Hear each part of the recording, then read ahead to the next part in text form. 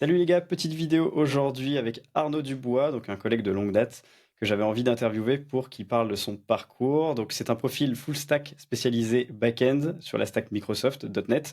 Et il est aussi DevOps et il fait aussi du cloud Azure. Donc c'est un profil assez intéressant. Donc c'est un peu l'opposé de ce que moi je fais. Moi je suis plutôt full stack front-end SP et sur une stack full JS. Donc là ça va être intéressant. Donc voilà, donc je vais laisser Arnaud se présenter. Et on va pouvoir enchaîner après sur les questions. Bonjour à tous, moi c'est Arnaud, j'ai 31 ans. Donc comme l'a dit Johan, je suis développeur full stack .NET depuis maintenant 8 ans quasiment. Tu veux que je présente mon parcours, tout ce Ouais, que tu j'ai peux fait présenter ton parcours. ouais. Du coup, je vais peut-être même te poser les questions, ce sera plus simple. Ok. Donc ouais, tu dis donc là que t'es dev, t'as 31 ans. Donc c'est quoi ton parcours? T'as fait quoi comme études? Et qu'est-ce qui t'a fait en fait devenir dev au final? Alors, bah, moi j'ai commencé par faire des études de compta pendant 4 ans, où je me Ok. suis pas du tout retrouvé, c'était pas du tout mon monde. Et un jour je me suis dit, tiens, l'informatique c'est quelque chose qui m'a toujours attiré. Évidemment, joueur de jeux vidéo, donc je cochais pas mal de cases. Et donc je me dis, bah voilà, il est temps de faire une reconversion dans l'informatique, et ça tombait bien, puisqu'à l'époque il y avait pas mal de budget de l'État qui te permettait de faire des reconversions. Et donc, je suis allé frapper à la porte d'une école de Nantes qui était un peu spécialisée dans ces reconversions que tu connais très bien, qui s'appelle Ouais, l'UNI. c'est la même Et donc, école. j'ai démarré par un bac+2 en 6 mois normalement. Et au bout de 3 mois, ils sont venus me chercher en cours et ils m'ont dit, bah écoute, ça t'intéresse, est-ce que ça t'intéresse de faire un +4 en alternance chez nous? Donc, c'est-à-dire que l'entreprise était l'école. Ça c'est cool. Donc, Ça franchement, ouais, ça c'est c'était tout très cool. bénef. C'est tout Alors, bénef. ça avait Moi des je sais que avantages. j'aurais rêvé qu'on me propose ça parce que trouver un client au début, c'est chiant quoi. Ouais, Quand complètement. tu cherches ton premier patron en fait en alternance.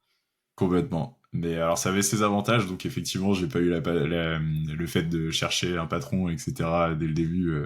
Bon, il est venu à moi plutôt, mais ça avait ses petits inconvénients, à savoir que par moment, on venait me chercher en cours, on me sortait de cours pour corriger un problème ou un bug Ah oui, ok. pendant mes temps de cours. Ouais, ouais, ça, bon, j'ai mis Ça un c'est stop au ok, bout c'est d'un le mauvais moment. côté ça. Ouais, ça Ouais, c'est le mauvais voilà. côté.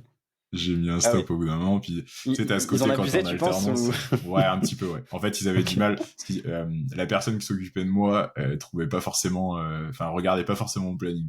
Et donc, quand elle avait Ouais. besoin, elle disait, bah, il est où Arnaud? Et il y en a un qui lui disait, bah, il est dans telle salle. Et il arrivait, il frappait, et, ouais, est-ce que tu peux venir, s'il te plaît, c'est urgent, on a un truc bloquant. Et donc ouais, non, mais j'ai très vite mis un stop à tout ça, parce que je leur ai dit, bah, voilà, une entreprise normale, quand elle envoie son stagiaire à l'école, il n'est pas disponible. Et vous-même, vous dites, vous donnez comme ordre de pas le faire, quoi. Donc, c'était un petit peu, il y avait ce côté-là. Mais sinon, après, c'était quand même 2 années, parce que du coup, ça a duré 2 ans. Et l'avantage, c'est que comme j'avais déjà fait une partie de mon parcours avant, parce qu'on avait un certain nombre de modules à valider, j'avais énormément de temps en entreprise. Beaucoup plus, je crois que j'avais le double de temps en entreprise quasiment par rapport à Ok, ouais. quelqu'un qui faisait un +4 normal. Et, Ouais, euh, parce que et du ça, on n'a coup, pas précisé, mais le NI, l'avantage c'est que tu as plusieurs rentrées dans l'année. ouais, Donc je crois qu'il y en a 4, si ça n'a pas changé hein, depuis. Et l'avantage c'est que tu as des classes qui tournent. Donc toi, tu peux très bien enfin, tu peux arriver en plein milieu de l'année complètement déphasé des autres personnes. Du coup, tu vas être dans plusieurs classes à chaque fois que tu vas revenir à l'école. complètement. Et l'avantage, c'est que s'il y a des modules sur lesquels tu avais déjà fait des validations et tu as de l'avance, mais ils ajustent en fait avec le temps d'entreprise. Tu fais pas rien. C'est ça, exactement.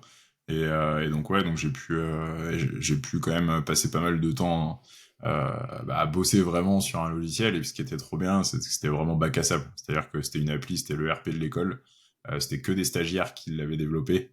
Donc on pouvait faire un peu ce qu'on voulait dedans. J'avais pas de référent technique, donc Ah ouais, j'étais ok. vraiment tout J'aurais seul. pensé Ouais, ouais. que au moins Ah un non. des profs.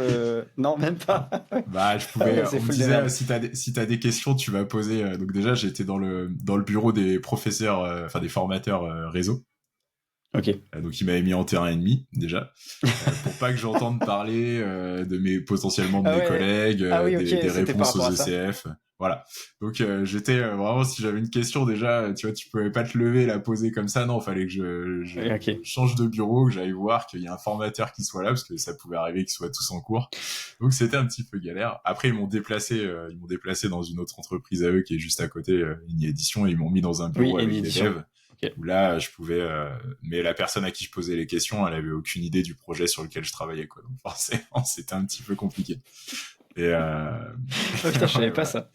Ouais, mais C'est énorme. c'était exceptionnel parce que du coup, ce qui est trop bien là-dedans, c'est que ça m'a appris. C'est un peu, voilà, tu vas apprendre à nager, tiens, hop, direct dans le grand bain sans brassard, dépêche-toi de nager, quoi. Parce que je crois que j'ai Ouais. eu 3 semaines, un mois de bisous avec la personne qui s'en occupait avant. Donc déjà, c'est pas trop mal, Ouais, c'est pas mal. mais Des fois, très c'est clairement, zéro. Ou une ouais, journée. voilà, voilà, Et en plus, je te laisse le bébé. là, j'aurais pleuré. T'imagines, première fois que tu passes en production sur un logiciel, je savais même pas livrer, je savais rien Ouais. faire vraiment à l'époque. Et donc ouais, Bah, c'est comme ça qu'on c'était apprend. chouette. Ouais, complètement. Non, mais vraiment, j'ai beaucoup appris. Et même, je veux te dire que j'ai appris à parler à un client. C'est-à-dire que là, j'avais des gens en face de moi qui étaient pas du tout techniques pour la plupart. Parce que je bossais Ouais, ça surtout c'est avec bien. les commerciaux, les assistants, assistantes, etc. Et donc, bah, j'avais des gens qui étaient pas du tout techniques. Et donc, je devais leur Mais vulgariser ce que j'allais faire dans c'est l'application. même un Et c'était avantage, je dirais. En fait, complètement. ça, c'est un inconvénient au début parce que c'est plus dur de s'adapter. Mais quand t'as pas pris l'habitude de parler à des gens qui sont pas du tout dans ta sphère, c'est compliqué des fois de prendre du recul. Ouais. Des fois, Ouais, complètement. ça m'arrivait moi au tout début de parler à des gens, vu que j'étais dans un bureau avec des devs. Quand c'était pas un tech, je lui parlais, il me disait attends, simplifie s'il te plaît. Ah oui, c'est vrai, j'oublie. C'est quoi une API? Ouais, déjà, je comprends rien à ce que tu me dis, résume. Voilà. Ah, il y a Et en quand même plus un même, il va te langage. dire, je m'en fous en fait de savoir ce que c'est techniquement l'implémentation. Moi, je veux que ça marche. Tu vois. Ces résultats, ouais.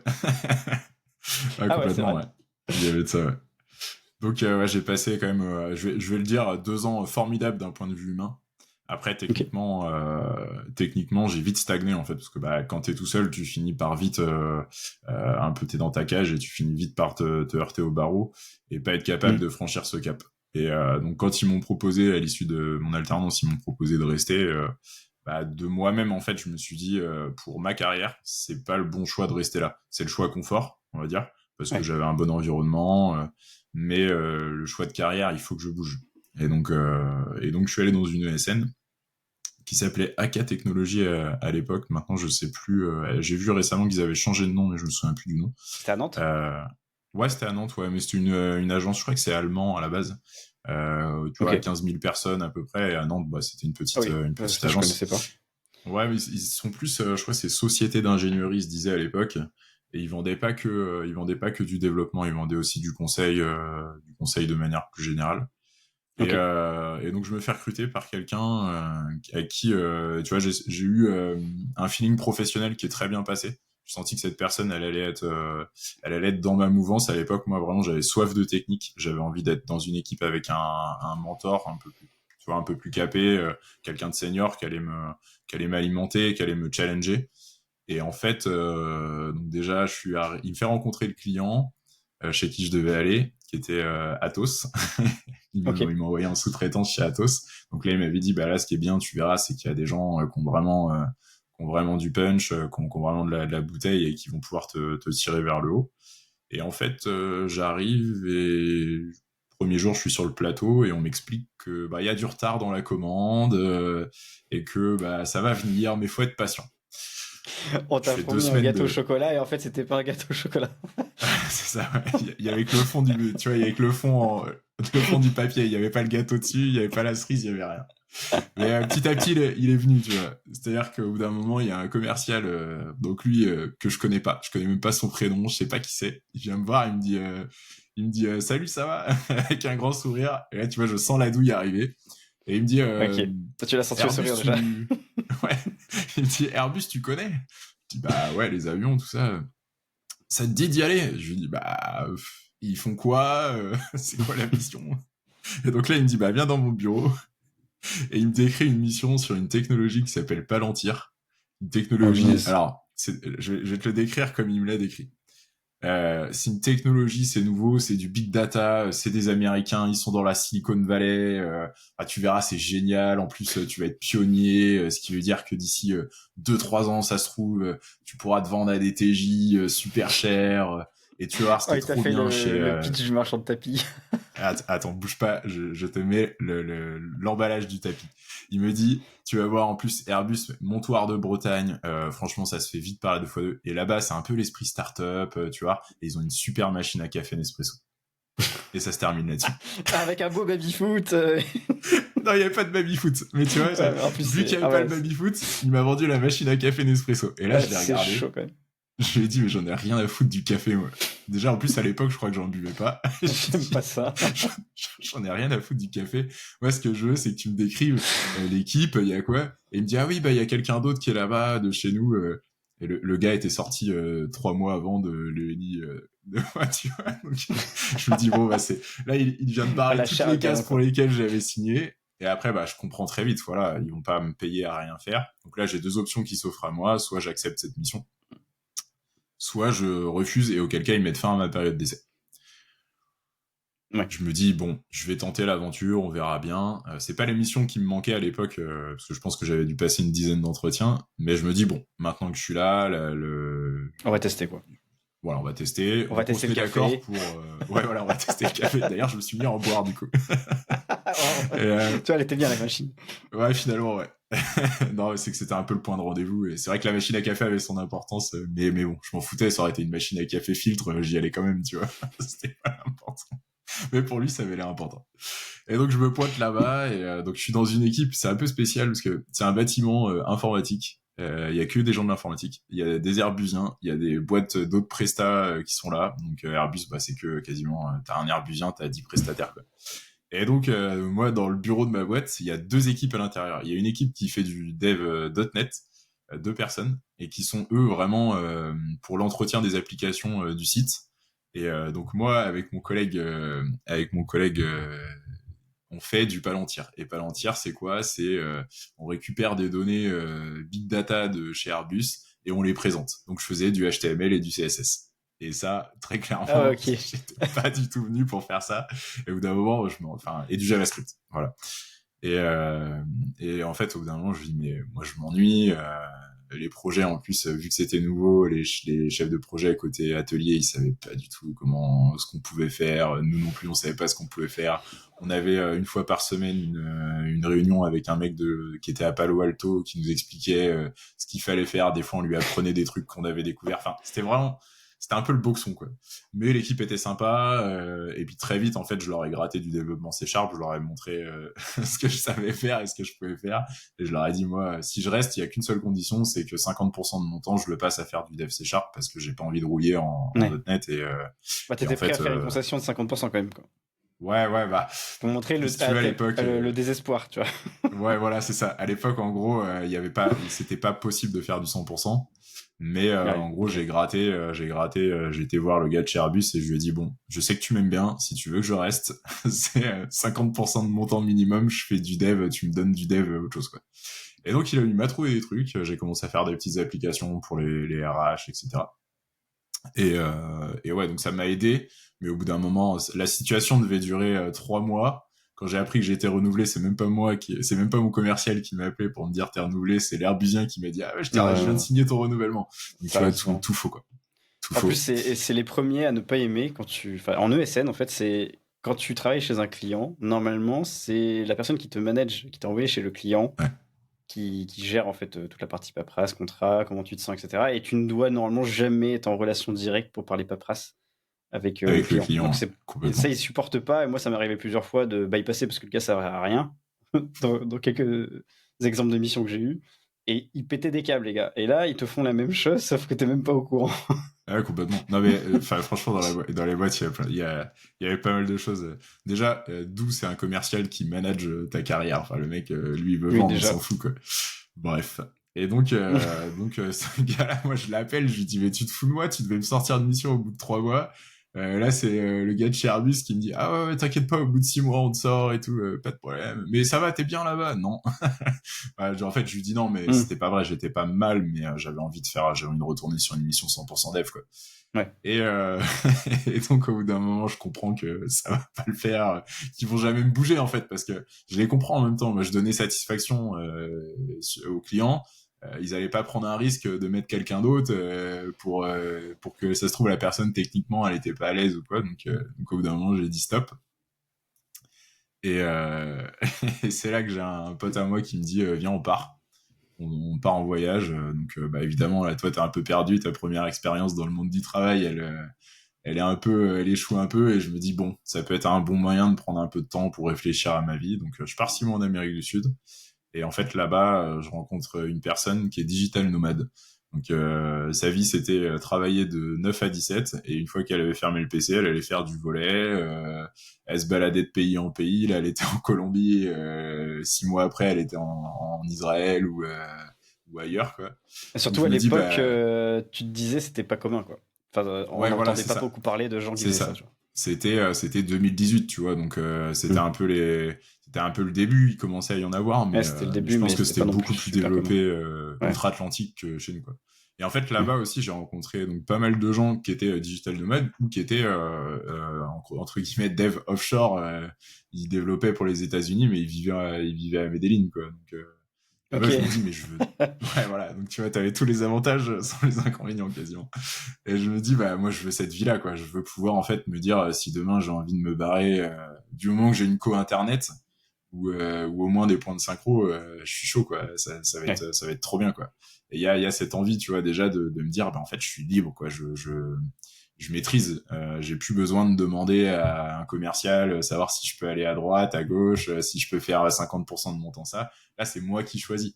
Et donc, tu as ce côté, ouais, liberté de choix, liberté dans prendre du temps pour toi. Si j'ai envie demain d'arrêter 2 mois, prendre des vacances pendant 2 mois, j'ai pas envie de demander à quelqu'un est-ce que je peux prendre des vacances pendant 2 mois, quoi. Et donc, Ouais. très clairement, ça a complètement orienté mon choix. Et donc, bah, je crée une micro-entreprise à l'époque, parce que je me dis, bah, c'est un statut où si tu gagnes pas d'argent, tu payes pas de taxes. Je prends pas trop de risques en faisant ça. Le seul risque que j'ai, c'est de pas avoir de revenus. Et par chance, Oui, j'avais et sachant encore, que en micro-entreprise, c'est pas trop dérangeant, tu vois. T'as pas trop non, de voilà. charges. Et par chance, j'avais encore l'ACRE ou quelque chose comme ça. Non, c'est pas, Oui, c'est l'acre, enfin, ouais. j'avais, ACCRE. ouais, j'avais en gros une allocation minimum de Pôle emploi par mois qui me permettait de pas vivre mais survivre plutôt. Donc je me dis bah au pire si j'ai pas de clients, j'aurais quand même un petit revenu, quoi. Oui, moi j'avais pas eu ça, Mais moi. C'est l'acre, bah en c'était fait une réduction des charges, mais toi, tu dis c'est un alors je revenu confonds qui peut-être vient avec compenser? l'ARE, moi. Ah oui, ah oui, L'ARE en ça doit être gros l'ARE alors. Ok, ouais. l'ARE, ok. Mais ça veut dire que si tu, par exemple, tu as 500 euros d'ARE, mais que tu as fait 500 euros facturation client, bah, tu plus d'ARE, quoi. Alors C'est vraiment un complément. ouais, c'était un complément mais ouais effectivement en fait à partir du moment alors c'était pas exactement genre le montant même mais t'avais un pourcentage en gros plus tu gagnais plus ça diminuait ton montant, quoi. Ok, Et ok. très honnêtement, je l'ai gagné les 2 premiers mois, le temps que le temps d'être payé par les clients, et après j'ai plus jamais retouché parce Ouais. que donc je crée cette micro, je la crée encore quand je suis en voyage et j'en profite pour appeler bah, inonder mon ancien réseau, quoi, dire bah voilà moi les gars je reviens, ça y est je suis de retour, est-ce que vous avez du boulot pour moi? Et je Palantir. savais notamment non pas l'entière, non, non, arrêtez je veux plus en entendre parler que quand je regarde Le Seigneur des Anneaux. et et du coup je rappelle notamment le NI, parce que je savais qu'ils cherchaient toujours des formateurs externes.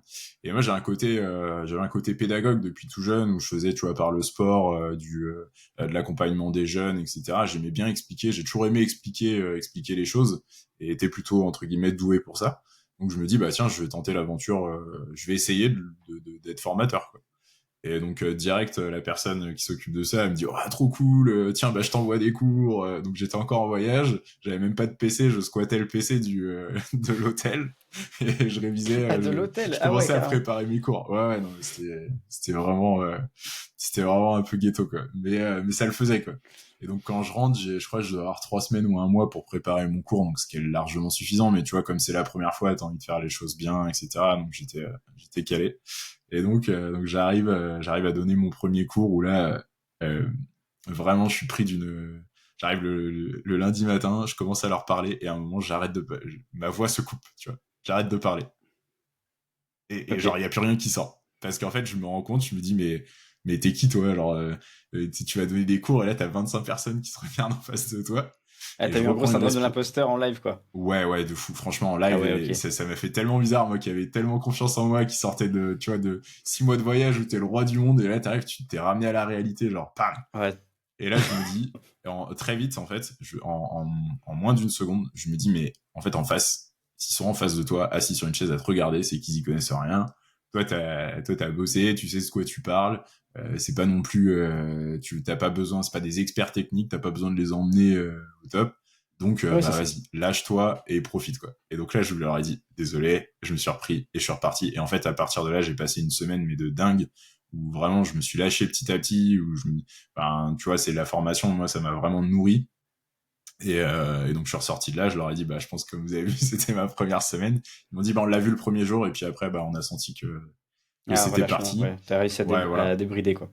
Ouais, Ok. complètement. Et ça, moi, j'ai cette chance-là d'être capable, entre guillemets, quand je sens une bride, de la faire tomber soit instantanément, soit il me faut, tu vois, peut-être 1 ou 2 jours de réflexion pour me dire, bah, je le fais. Est-ce que j'ai envie de le faire? Oui.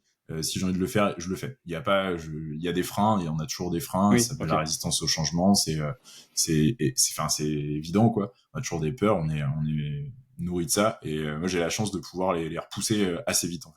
Ou Mais alors c'est de bien, les c'est comme ça que tu accepter et crées de des dire c'est mes opportunités. limites. Ouais, Complètement. c'est ça. Complètement. Mais généralement, le choix du confort, c'est ce que je dis tout le temps, hein, c'est rarement le meilleur choix, en fait. Ouais, bah C'est là où, en fait, tu te brides tout seul. tu progresses plus, ouais. Tu progresses plus, et ça, c'est depuis tout petit, moi j'ai ce truc-là de vouloir tout le temps progresser, de vouloir tout le temps m'améliorer, être, comme je dis, moins bon que demain, mais meilleur qu'hier. Et tout le temps sortir de cette zone de confort. Dès que je suis dans une zone de confort, je me sens vraiment à l'aise. J'ai besoin de la repousser un petit peu et de me dire, bon, là, je vais aller tâter autre chose, voir autre chose, faire étendre mon cercle de techno, taper peut-être des clients un peu plus high tech, etc. Et donc je donne cette première semaine de formation, j'en ai plusieurs, ça se passe bien, j'ai des bons retours, donc effectivement on m'en propose d'autres. Et donc en fait très vite je boucle à peu près mon année en me disant, bah même si tu vois, même si je vais pas facturer, parce qu'à l'époque je crois que je facture 350 par jour Ok. pour de la formation, ce qui est un TJ un peu bas pour de la formation, mais bon, en tant que débutant, elle pouvait pas Tu me connais donner beaucoup plus. les grilles tarifaires Pas pour du tout. ça? Non? Pas Ok. du tout. C'est même Je sais que j'ai elle, c'est la des... personne en face de moi qui me dit, bah moi en général aux débutants je leur donne ça, quoi. Mais moi j'ai aucune idée en arrivant en me lançant en Ok. freelance, j'ai En gros, aucune tu idée as fait de confiance, combien quoi. je vaux, Ok. quoi.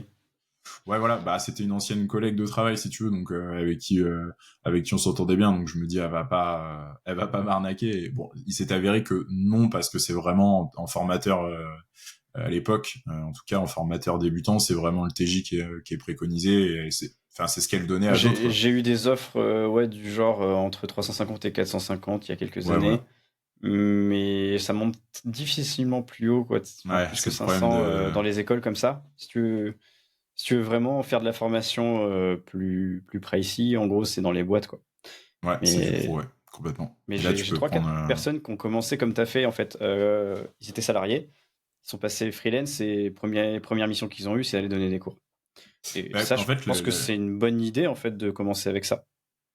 l'avantage de donner des cours, déjà, c'est que tu vois, tes cours, ils sont prévus en général 2, 3, 6 mois à l'avance, tu vois.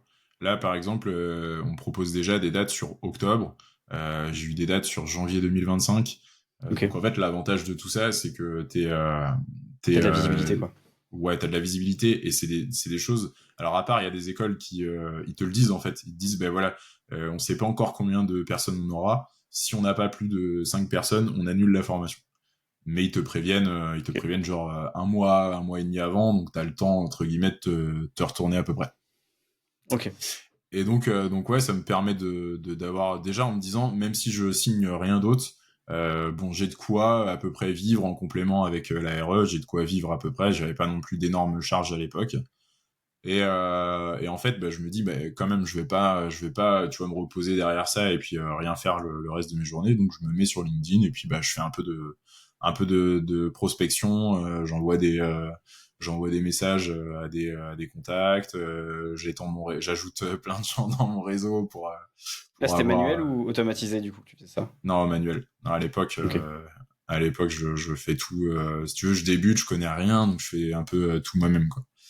Et un jour, ça fonctionne, parce que j'ai quelqu'un qui me contacte et qui me dit, bah voilà, moi, écoute, ton profil il est intéressant, j'ai un client qui qui recherche quelqu'un dans ton style.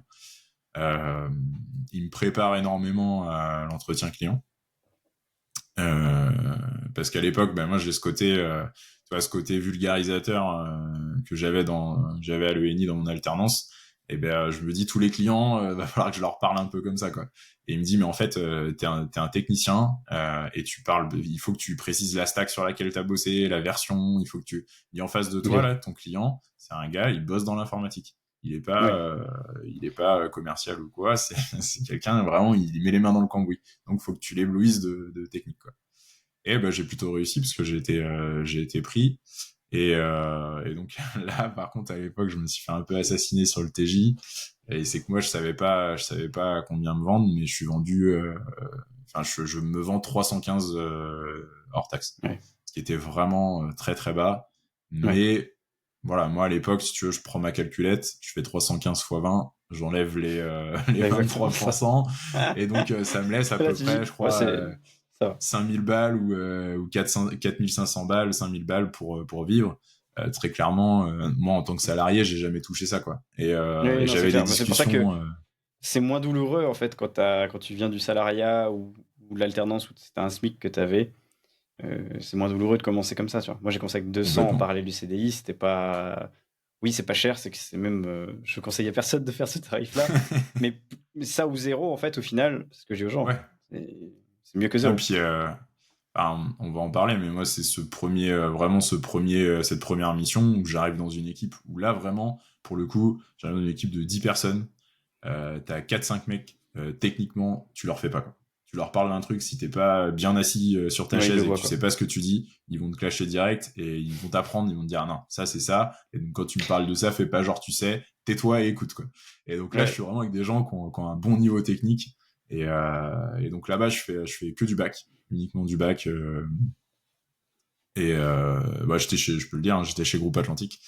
Et, euh, et donc, ouais, franchement, en plus, l'ambiance est top. Donc, je m'épanouis vraiment. Et là, je me dis, mais j'ai tellement fait le bon choix parce que si ça m'avait pas plu, j'aurais dit stop et je retrouve un autre client.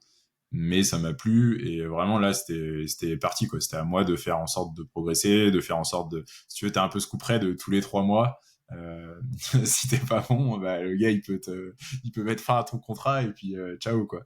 Donc t'as ce truc-là de te dire, c'est encore plus impliquant, quoi. Et tu vois, moi j'ai trop vu des ouais, gens qui sont salariés d'une société et qui me disent de toute façon, vous les freelances, vous en avez rien à foutre de nos projets. Ce qui compte, c'est qu'on vous paye. Et je disais, en fait, tu sais, toi, si tu fais de la merde, dans combien de temps est-ce que ton boss va pouvoir te virer? Il va falloir peut-être 1 an, 2 ans que tu fasses une faute grave. Et je dis, ouais. combien t'as d'exemples autour de toi de gens qui sont nuls techniquement, mais qu'on garde et qu'on a donné des petites missions Oui, c'est et vrai. qui, eux, du coup, coûtent très cher.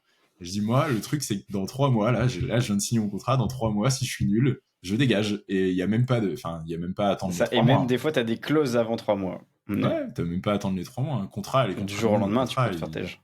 ouais, tu peux te faire tège. Et ça, faut l'avoir en tête, mais faut pas vivre. Au début, je vivais un peu trop avec ça, tu vois. C'était un peu trop pesant en me disant, bah putain, ça reste du stop ou encore, quoi. Mais ça, j'en tirais le positif en me disant, bah c'est un truc qui va me permettre de tous les jours continuer à me dire, bah faut que je progresse, faut pas que je stagne, faut que je donne satisfaction, faut que je donne le meilleur de moi-même, quoi. Et après, je pense que c'est aussi ma personnalité qui fait que j'ai pas envie de décevoir la personne en face de moi et qu'il y a cette personne-là qui a signé, on s'est tout de suite très bien entendu et je me disais, j'ai pas envie qu'il me paye à rien faire, quoi. Et Ouais, mais ça, je pense que c'est un truc que les freelances devraient avoir en règle générale, parce qu'il y a des gens qui sont freelance et qui ne l'ont pas. Et ouais. c'est là où ça part à la catastrophe, tu vois. Ouais, complètement, Donc, parce que après, ouais, les gens qui ont un mauvais retour de l'expérience freelance, c'est qu'ils ont pas compris. En gros, ils ont vu que l'avantage, donc on va pas se le cacher, la REM, et ils ont pas vu c'est vrai. un peu l'inconvénient et le devoir, tu vois, un peu, c'est Spider-Man, un grand pouvoir implique de grandes responsabilités. Mais là, en freelance, t'as cette chose-là, quoi, de dire, en fait, ok, tu vas être bien payé, mais à côté, faut être capable d'apporter peut-être même plus qu'un salarié classique. Parce que sinon, si j'avais besoin de quelqu'un qui fait le taf de de 8 à 16 ou 8 à 17 et qui fait juste son taf, bah, j'aurais peut-être pris un salarié, quoi. Le fait de prendre un freelance, il y a aussi ce côté, t'arrives avec, je sais pas, un pool de clients que t'as eu avant, t'arrives avec une vision différente, t'es à la pointe sur ta techno, t'es quelqu'un qui se tient au courant, qui fait de la veille, qui va techniquement se challenger, etc. Et ça, je pense que, tu vois, il y a des salariés qui l'ont, hein, parce que j'en ai vu. Oui, Mais j'en ai connu plein. J'en ai connu plein, mais c'est vrai que généralement, quand on prend un freelance, on s'attend à ce que ça soit ça qui le ramène. ouais. Ouais. Et en fait, dans tous les cas, tu t'attends pas à quelqu'un qui ronronne, quoi. Et Non, alors qu'en tant que bah, ça salarié, marche pas, ça. tu peux très bien ronronner et c'est parti, quoi. Et Après, tu peux toujours trouver des clients qui te laissent faire ça, hein, mais ouais. après, c'est Ah à oui, tes oui, risques et complètement. périls, et dans tous les cas, c'est pas terrible en termes d'avis que tu Ouais. auras, parce qu'une fois que tu as grillé ton réseau, c'est mort. Ah bah c'est fini, ouais. C'est ça, c'est quelque chose de très important. C'est vraiment Euh, on va en parler, mais c'est ton réseau, c'est une garantie Ah bah, de pas être chômenu pendant 6 mois, enfin même pas chômenu, mais de pas être sans mission pendant 6 mois ou un an, parce que si t'as un bon réseau, il y a toujours quelqu'un qui va dire ah bah il est libre, let's go quoi, on y va quoi. ouais. Faut Et toujours donc soigner ses relations, hein. ouais complètement, c'est hyper important et en fait même quand t'es en mission, parce que ça, moi j'ai pas mal de freelance qui me disent ça genre ouais, mais quand t'es en mission, c'est bon, je suis au chaud, tu vois. Bah, moi, c'est Hmm. quand je suis en mission que le travail commence, quoi. C'est-à-dire que, enfin, commence, continue même d'ailleurs. C'est que tu vas rencontrer des gens, les gens, ils vont bouger, ils vont aller dans d'autres entreprises, Ouais. les gens, ils connaissent d'autres gens, le monde du dev, surtout, donc moi, j'habite à Nantes, le monde du dev à Nantes, quand tu commences à dire ton nom, quelqu'un que t'as en face de toi, qui est capable de te sortir où t'as été, avec qui t'as travaillé, que tu connais même pas, tu dis, ah, ok, ouais, c'est puissant. Donc vraiment, le réseau, moi, c'était, j'ai très vite conscience de ça, quoi, que c'est mon réseau qui va m'apporter le fait d'avoir du job tout le temps, quoi. Et que si jamais cette mission-là s'arrête pour raison X, Y, si moi j'y mets fin ou si le client y met fin, bah, je dois être capable de retrouver très très vite avec ce réseau, quoi. Et c'est clair Et qu'une bonne appréciation d'un client, c'est tellement sous-coté, mais ce client-là peut parler à toi enfin, de toi à d'autres clients, à d'autres potes, son dirigeant. Les devs, quand ils changent effectivement de boîte, pareil. Ils ont aussi d'autres potes qui travaillent ailleurs. Ça va vite en fait. ça va très vite. Et autant quand tu es dans une grande ville comme Paris, euh, Oui, très c'est plus dur certainement de se que faire c'est griller. plus dur. Ouais, Nantes, et en plus, alors je vais te dire, Nantes, c'est 70% des missions, c'est du Java. Moi, j'ai choisi la difficulté, je fais du .NET. Donc, t'imagines, ça restreint encore plus le pool d'acteurs, quoi.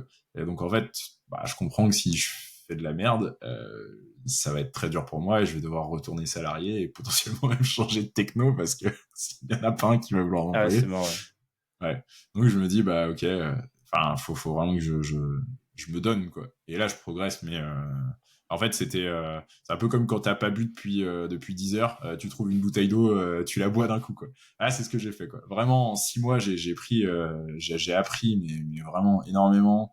Je suis monté sur des trucs, sur des ouais, vraiment des notions que j'appréhendais pas du tout avant. Poum, tout s'est mis en place d'un seul coup. Ça m'a vraiment nourri, quoi. Et puis, bah, au bout d'un moment, il arrive ce petit instant où tu te rends compte que bah, t'as potentiellement fait le tour de ta mission Hmm. et que tu vas plus forcément progresser énormément. Et pile à ce moment-là où j'ai eu de la chance, c'est que pile à ce moment, il y a une personne qui arrive pour faire de la chefferie de projet dans l'équipe et qui rebat un peu les cartes en disant bah ok les gars là il faudrait changer ça, il faudrait faire ci. Et donc là nouveau challenge et donc bah c'est reparti et donc en fait en tout je suis resté 3 ans chez ce client-là, je crois 3 ans en cumulé. Bah, j'ai énormément progressé quoi. Je pense vraiment quand je suis arrivé et quand je suis reparti, j'ai peut-être pris 5-6 ans de stack technique en très peu de temps quoi. C'est pour ça que Et c'est j'ai la important de chance travailler avec qui des mecs très forts, ouais très très chauds dans son équipe. ouais C'est là où tu progresses le plus vite, hein. que t'as un peu ce truc là, je le vois dans beaucoup de métiers mais notamment dans le dev. Tu sais, c'est un peu les gens ils roulent des épaules en disant ouais moi j'ai fait ci, moi j'ai fait ça, et après il y a qu'une seule vérité quoi. C'est la vérité à un moment donné de la prod, du code, qu'est-ce que tu fais, en combien de temps tu le fais, Est-ce que tu ça vois. tourne Et sans cracher? Ouais. voilà. Et parce que bah, des gens qui parlent pour dire on en connaît plein. Et en fait, moi j'ai plutôt l'attitude de me taire, d'écouter et de regarder, hop, qui c'est qui est le meilleur. Et une fois que j'ai compris qui était le meilleur, bah, je vais, enfin, ou les meilleurs, parce que, et ben, en fait, je vais aller auprès d'eux, tu vois, pour apprendre, et je suis j'ai plutôt tendance à écouter quelqu'un plutôt que me dire, attends, je vais lui dire que c'est moi qui a raison, tu vois. Non, Ouais, ça, c'est en fait, c'est insupportable, ça. important. Ouais, Mais il y en a tellement, c'est, hein. bah, ouais, mais c'est des gens, au Je sais final, pas tu les pourquoi les retrouves, devs sont comme ça. mais bah, parce que dans beaucoup de métiers, t'as une histoire de fierté, mais dans le dev, je vais pas dire que Ouais, c'est tout. Ouais, je vais pas faire une généralité, mais il y en a beaucoup, tu vois, Oui, il y en a beaucoup. euh, pour progresser, faut de l'ego. On dit tout le temps que pour progresser, faut Ouais. de l'ego, parce que, tu vois, dans une ESN, tu vas avoir 100 mecs qui sortent de bac+5, il y a 5 places pour être architecte, quoi. Donc, faut être le coq dans le poulailler qui fait que tu vas passer au-dessus des autres, quoi. Et très clairement, moi, j'en ai vu plein des gens comme ça. Chicken Et Run. ils ont pas lâché, tu vois, ils ont pas lâché ça, quoi. Et en fait, ils ont arrêté de progresser. Au moment où ils sont passés, ils ont progressé, ils sont arrivés archi ou quoi, ils arrêtent de progresser parce qu'en fait, ils écoutent plus, ils donnent leur avis tout le temps, tu vois, et ils imposent leur avis. Et là, t'es là, mais moi, en fait, il y a des certitudes dans mon domaine, enfin, dans mon parcours. Il y a des choses dont je suis sûr, mais je suis toujours prêt à les remettre en cause. Parce que si t'es pas prêt à les remettre en cause, bah, tu évolues plus, en fait. Et ça, moi, c'est important, Ouais, quoi. Et donc, au cours de ouais, cette clairement. mission, je rencontre deux personnes qui, en fait, on est arrivé à peu près dans l'équipe en même temps, à 2, 3 semaines près. Et c'est deux indépendants, et deux indépendants qui viennent, comme moi, de passer du salariat à l'indépendance. Il y en a un qui est en SAS, un qui est en SARL, et moi qui est en micro-entreprise. Donc, en fait, si tu veux, très vite, bah, déjà, je pense que au-delà de l'affinité personnelle qu'on pouvait avoir ensemble, on se retrouvait sur beaucoup de choses. Il y a ce côté, on est un peu ensemble dans le même bateau, tu vois. On fait un petit communautarisme au sein de l'équipe des indépendants, quoi. Et donc on compare nos statuts, on échange bien, machin, tac, et on parle de bah toi, ta carrière, qu'est-ce que t'as envie de faire, et donc moi je leur dis bah moi il y a un truc que je sais, je vais tendre vers ça, combien de temps ça va prendre je sais pas, mais j'ai envie de créer une entreprise. J'ai toujours eu envie depuis tout petit moi de créer une boîte, d'aller voir des clients, d'avoir des gens avec qui je bosse, de faire évoluer des gens, etc. J'ai toujours eu envie de ça. Et petit à petit, on commence à en discuter et se dire, bah en fait, est-ce qu'on ferait pas un petit studio de développement, etc. Et puis bah, on décide de se lancer dans l'aventure. Et je crois 2 semaines après, il y a le Covid. Ah Donc oui, ça met ok. un petit, ouais, ça met un petit frein. On se dit bon, est-ce que Un c'est le petit moment gel. de créer une boîte? Je ne crois pas. Donc là, ce qui est pas trop mal, c'est que ça nous a fait un peu mûrir notre projet. On a pu faire des sessions de travail où vraiment on a travaillé sur la forme de la société, sur qui allait faire quoi dans la boîte. Et en gros, très vite, on se rend compte qu'on a trois profils complètement différents mais complémentaires.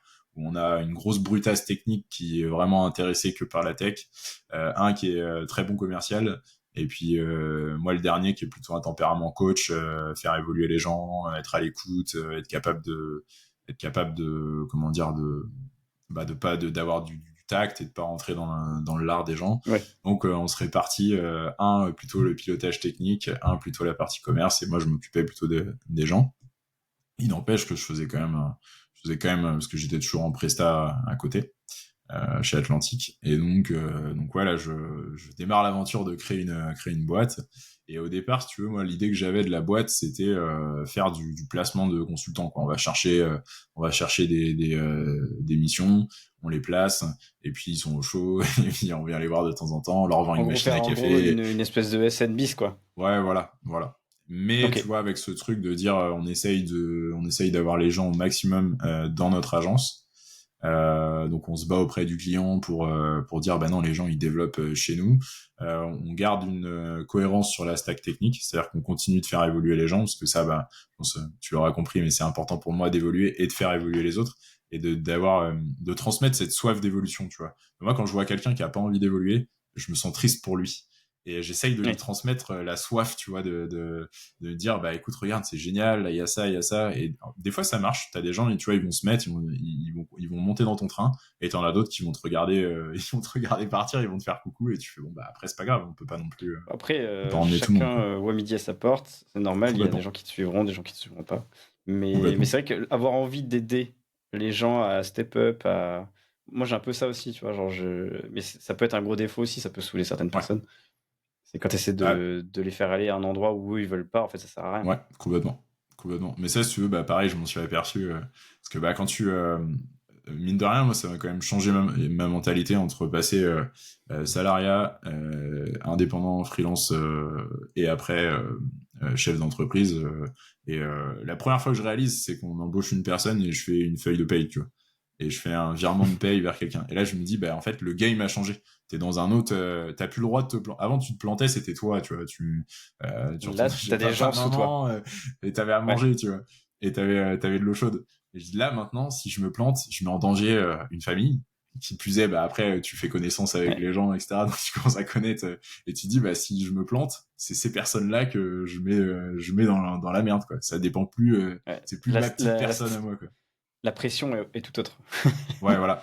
Et au début, j'ai du mal à l'accepter, dans le sens, je me dis, mais, enfin, tu vois, je crois que je dois avoir 27 ans à cette époque-là, et je me dis, bon, ok, Sarkozy était maire de Neuilly à cette époque, mais moi, je me dis, à 27 ans, mais moi, je me dis, c'est beaucoup, quoi. Tu vois, il y a 2 ans, j'étais en voyage, sur un hamac, en train de lire un livre et manger un sandwich. Et là, pour ceux qui auront la ref, et là, je me retrouve à employer des gens, quoi. Et je me dis, mais, et Et encore niveau une du fois, stress, tu gérais ça comment? je fais beaucoup de sport, beaucoup de sport. Je me garde aussi des temps.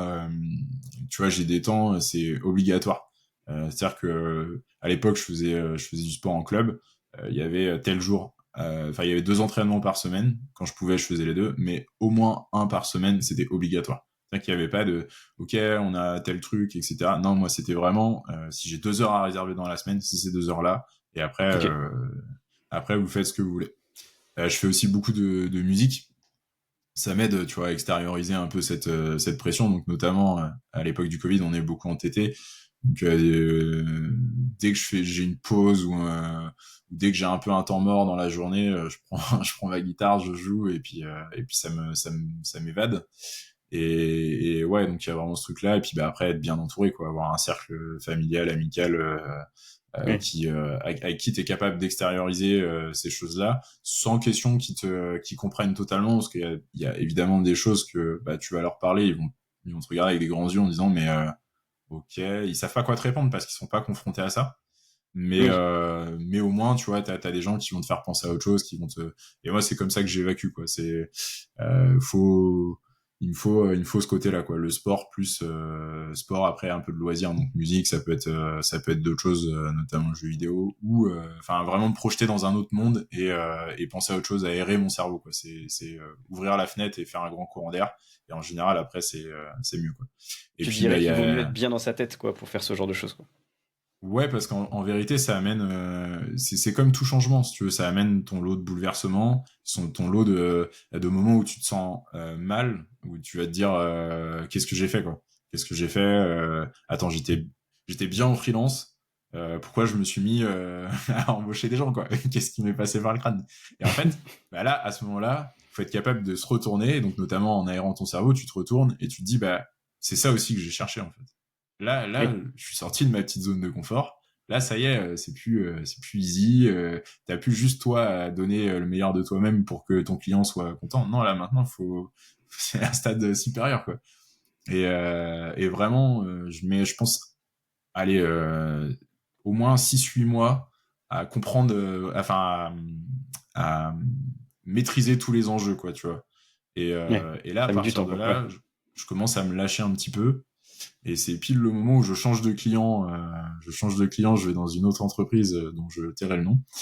Et là, j'ai vu ce que c'était une presta qui se passait mal parce que je suis largué dans un projet Ok. où il y a...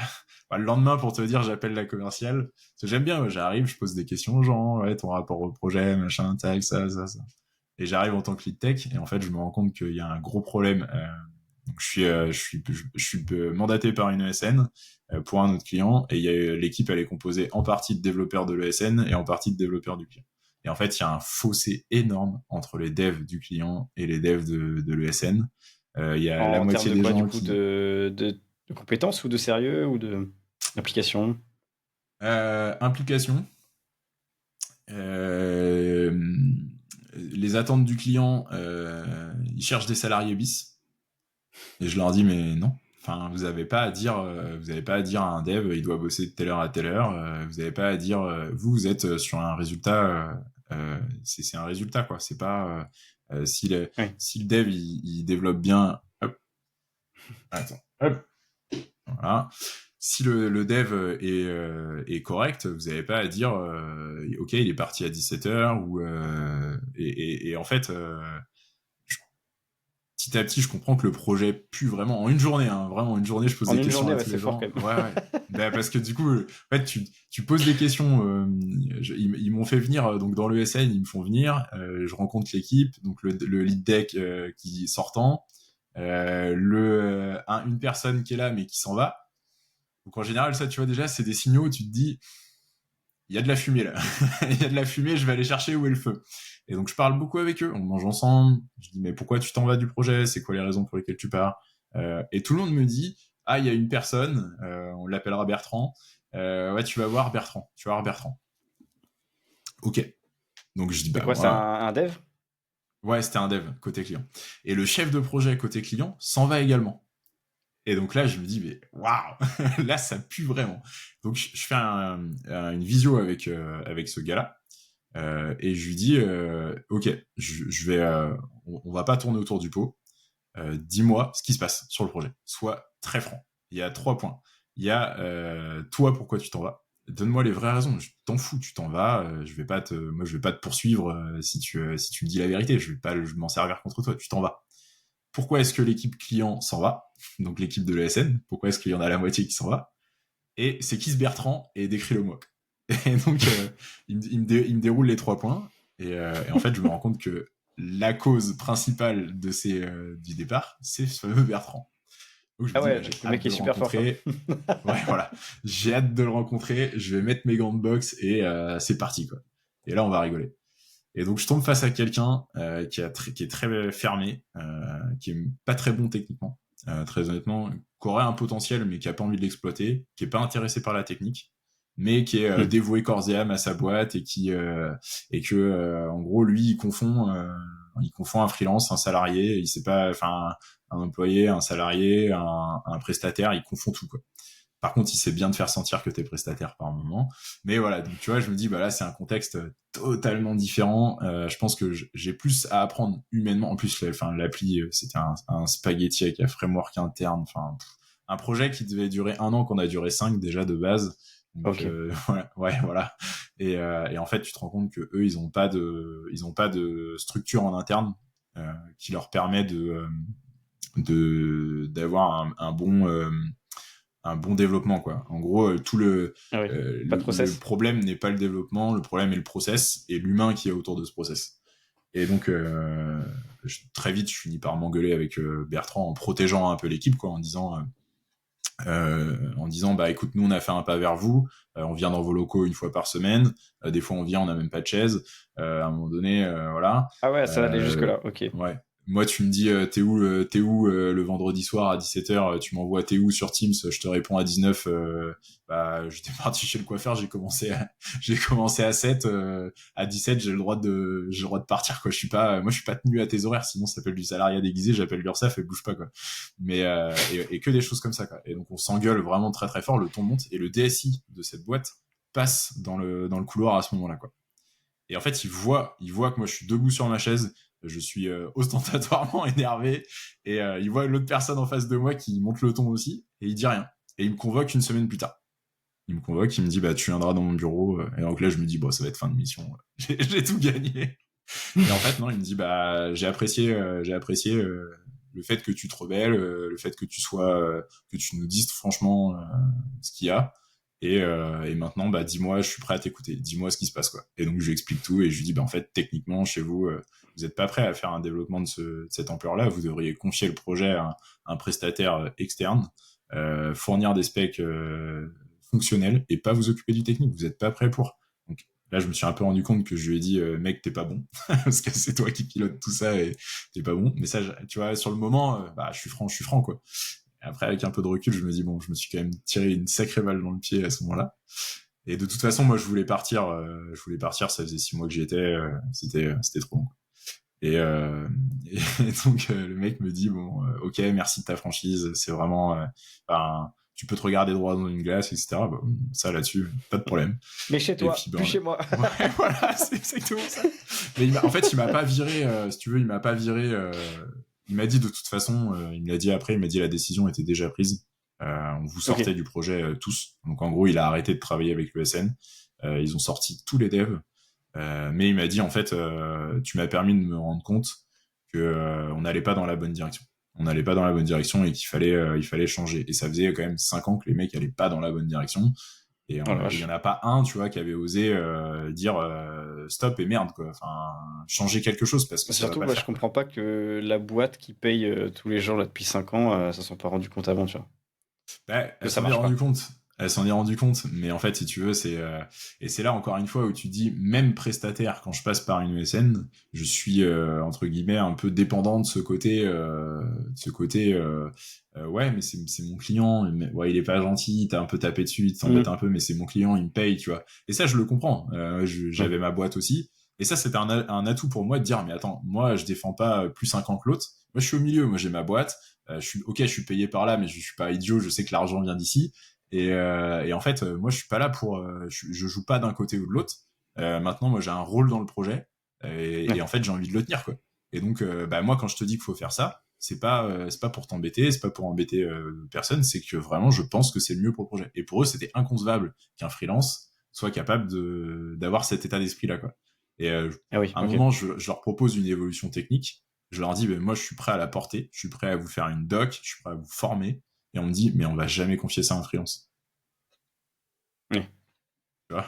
Et là, je me dis, ok, c'est pas là que je vais m'épanouir. Parce que, en fait, on va toujours me Et donner ça, c'était un en peu le. parallèle de ta boîte? C'est là où j'ai Ouais, du mal à ouais, comprendre. Ok, en gros, dans ma c'était toi boîte, en mode indépendant, voilà, ouais, en j'étais parallèle de encore ton en agence. prestataire. Bah, si tu veux, c'est, en gros, le fait de faire la presta nous apportait une stabilité. On était sûr au moins de pouvoir payer les Oui. personnes. Et donc après, on faisait du projet. Et moi, ouais, j'étais en presta et ça m'allait très bien jusqu'à un certain moment. Et très clairement, là, cette expérience m'a un peu, c'est pas refroidi parce que j'ai appris énormément, même, tu vois, plus personnellement, et sur le fait de pas avoir peur de dire la vérité, et de sortir de mes gonds pour dire, bah là, stop, en fait, vous faites n'importe quoi. Ok, c'est vous qui payez, mais, mais à un moment donné, utilisez votre argent concrètement bien, quoi. Utilisez-le bien et faites des choses techniquement. Quand on est une boîte comme vous, multinationale, vous avez des moyens, allez-y, quoi. Enfin, faites quelque chose Mm. de bien. Et bah, le client a choisi de effectivement virer tous les prestats. Je vais pas dire grâce à moi parce que je suis pas responsable de ce qui est arrivé avant, mais, hein, mais Bouh! ouais, j'étais un peu, tu sais, comme à Fort Boyard, le dernier clou sur le, le dernier coup de marteau sur le clou. Hop, ça y est, c'est bon. Et donc, bah, un mois plus tard, on était tous sortis de mission. Et tu vois, à tel point, le SN avec qui j'ai bossé, je me souviens de la commerciale qui me dit, bah là, si ça marche pas avec toi, parce que tout ce que j'essayais de mettre en place, elle me dit, si ça marche pas avec toi, ça marchera avec personne. Parce que là, franchement, t'y mets énormément du tien, quoi. Et donc à l'issue de cette mission, elle me proposait d'autres. Elle me disait bah tiens, si tu veux, on a d'autres projets pour toi et tout. On a adoré ton profil. Bon, ça s'est pas fait. Ça s'est pas fait. Je suis retourné chez Groupe Atlantique au chaud. Et parce qu'entre temps, ils avaient changé l'équipe. Enfin, ils avaient changé d'orientation sur les développements. Donc je me dis bah trop cool. Je vais réapprendre des choses. Et ouais. Et là, je suis resté à peu près un an. Et non, un peu moins d'un an, je crois, 8 mois, et j'ai fait un burn. Ok. Du jour au Parce que lendemain. J'ai pas vu venir. ça te plaisait pas, quoi. Ben, c'est Ou pas c'est trop de tant. pression. Ben, ouais, en fait, si tu veux, il y avait à la fois la boîte qui commençait à grossir, parce qu'on était. Donc au départ, on est quatre, trois associés plus un salarié. Et assez vite, on monte à 7 en tout, je crois. Et donc, tu vois, on a les premiers problèmes avec des clients où ça se passe pas très bien. On a un Mm. employé qui s'en va. Il faut refaire du recrutement. Euh, on essaye de mettre en place de plus en plus de choses. Il y a aussi le fait qu'on est parti avec une trésorerie minime et que du coup, bah, tu t'autofinances tout le temps, donc t'es tout le temps Flux à tendu. compter le moindre euro, à être, tu vois, appeler le banquier pour dire est-ce que vous pouvez décaler ça, est-ce que on peut avoir un découvert bancaire, genre pour 15 jours. Donc vraiment toute cette pression là qui gonfle. Et à côté, il y a la mission où là, le client, bah voilà, je commence à bien le connaître, il me fait de plus en plus confiance, il me met sur des trucs techniquement enfin vraiment, je commence à monter en responsabilité au sein même de l'équipe. J'apprends de plus en plus de choses sur des nouvelles techno, etc. Et en fait, il y a un moment donné où je pouvais pas, j'ai joué sur trop de tableaux. Et en fait, je me suis mis moi-même dans une position où j'étais bon nulle part Hmm. tu vois, à À vouloir vouloir tout être faire. partout, à vouloir tout faire, bah, tu finis par plus être capable de. Mais ça a mis du temps parce que franchement, pendant 6 mois, je le gère plutôt bien. Tu vois, comme petit numéro de claquette de temps en temps, j'arrive à me rattraper, etc. Ouais, mais oui. Et en fait, moi, ça me pose un problème interne, tu vois, parce que il y a toujours cette notion de te dire, si je donne pas satisfaction, je peux être lourdé. Mais là, tu vois, on en est même plus là. C'est qu'au bout d'un moment, t'as de l'affection pour les gens avec qui t'es dans l'équipe, et tu dis putain, je suis en train de vendre du vent à quelqu'un que j'apprécie, tu vois, lui dire bah ouais non mais j'étais occupé à faire ça, et en vérité le truc t'as mis 10 minutes à le faire, et toi t'as vendu que tu l'as fait en 1 heure parce que pendant les 50 autres minutes t'étais en entretien avec un de tes salariés, quoi. Et au bout de 50 minutes, t'es obligé de couper court, même si l'entretien est hyper intéressant, parce que t'as une réunion avec ton client, quoi. Et donc, en fait, bah là, je donnais de la tête partout, et Ouais. au bout d'un moment, bah, Ouais. ça a pété, quoi. Ça a pété, et c'est même, je vais même te dire que c'est le client qui s'en est aperçu en me disant, je pense parce qu'il connaissait très bien ma situation, il me dit, je pense que là, t'es en train de décompresser, ton cerveau est en train de t'abandonner. Et c'est un peu con Elle dans a le dû le métier. sentir dans l'échange. Ouais, voilà. Non mais bah après c'est quelqu'un avec qui professionnellement cette personne-là, j'ai eu un vrai coup de foudre professionnel, et c'est Ok. aussi quelqu'un qui est devenu un pote au fur et à mesure du temps. Donc très clairement, il a été assez à l'aise pour me le dire, et c'est plutôt quelqu'un qui te fonce plutôt que quelqu'un qui prend des pincettes. Même s'il a pris d'énormes pincettes pour me le dire, il a pas, si tu veux, à partir du moment où il l'a pensé, il a pas attendu pour me le dire, quoi. Ah, Et, c'est bien d'avoir des euh, gens comme et ça. Ouais, complètement. Mais très clairement, c'est de gens comme ça que je veux m'entourer. Parce que je me rends compte que si la personne, admettons, j'aurais été dans l'ancien client, déjà, il n'aurait pas pris autant de tact pour me le dire. Et en fait, imagine, t'as quelqu'un qui est pas bien, en plus, tu lui rajoutes ça.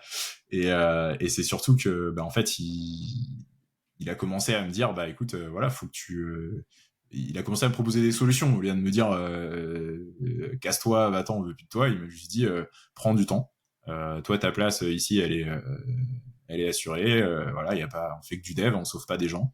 Mais prends Ouais, du non, c'est bien temps, d'avoir et puis cette reviens. Ouais. vision. Et là, tu te dis bah vraiment, j'ai trouvé quelqu'un, des gens comme ça. Moi, j'ai envie de m'entourer de gens comme ça, parce que un, ils Hmm. me feront plus progresser, et deux, ils font vraiment attention à la personne. Tu vois, on n'est pas que des doigts sur un clavier, on est aussi on fait partie d'une équipe, même si on est freelance, tu vois. Et là, tu te dis, Hmm. mais enfin, moi, c'est vraiment, avec des gens comme ça que je veux bosser encore une fois. Et donc, bah, je fais ce petit burn, j'en parle à mes associés, et puis ils sont très compréhensifs là-dessus, prends le temps qu'il te faut, etc. Et puis bah là, je remets tout en question. Est-ce que je veux être dev, est-ce que mon métier apporte quelque chose, est-ce que je m'éclate dedans, est-ce que j'en ai pas fait le tour, tu vois, est-ce que je progresse plus en fait. Et je venais juste de sortir de 3 mois intenses où j'avais passé mes certifs AZ204 et AZ400 en l'espace de 1 mois et demi, où je m'étais buté, je me levais à 5 heures du mat, je faisais 2 heures de révision, j'ai pris des vacances, je faisais j'ai fait que réviser mes certifs, je les ai eus. Mais, euh, mais ouais, 2, 3 mois très intenses. Et donc il se passe ça, et là, tout retombe. Et donc vraiment, tu te dis, faut tout reconstruire, quoi. Tu repars de zéro. Et puis là, à ce moment-là, on fait évoluer la boîte pour ouvrir une deuxième agence. Donc Ah t'imagines oui, une deuxième. Ah ouais, Ah ouais, ouais. ok. Là, je suis face à un dilemme. C'est pas stop ou encore, c'est stop ou 2 fois plus, quoi. Et ouais, Ah ouais, donc t'étais déjà dans cette dynamique-là au moment où vous parliez de faire la deuxième, quoi. Ok. ouais, voilà, ouais. Ouais, là Et c'est donc, chaud. ouais, c'est un peu comme quand, quand tu veux faire un deuxième enfant avec ta femme, mais que t'es pas trop sûr de vouloir rester avec.